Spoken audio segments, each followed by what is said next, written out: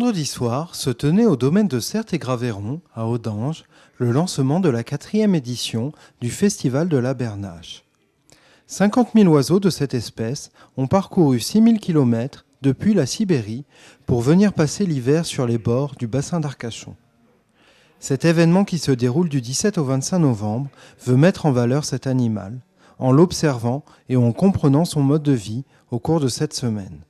Des sorties nature seront donc organisées afin que vous puissiez venir voir cette oie bernache avant qu'elle ne reparte au printemps. Donc quiconque est venu sur le bassin en hiver a entendu, a vu des bernaches. On est sur le principal site d'hivernage de cet oiseau de toute l'Europe occidentale. Donc pour ces raisons et pour d'autres encore, c'est vraiment le moment et le lieu pour faire un festival consacré à cet oiseau. Donc on est réunis ce soir pour l'inauguration, ce vendredi soir. On va fêter le début de ce festival dont les activités vont démarrer officiellement à partir de demain, samedi 17 novembre.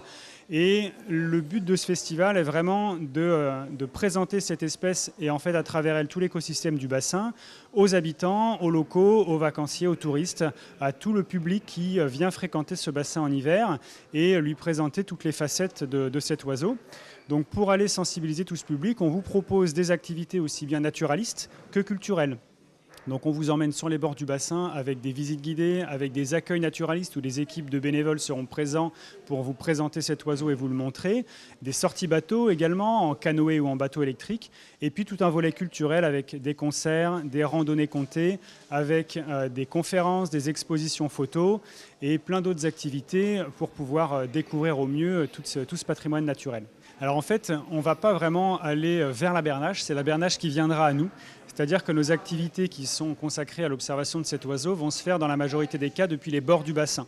La bernache va venir en fait s'alimenter sur les herbiers de zostère de ce bassin et depuis les bords du bassin, elles ont l'habitude de voir du monde et nous de toute façon on se place sur les lieux stratégiques où il y a du monde qui passe, des touristes, des vacanciers, des locaux qui font leur promenade.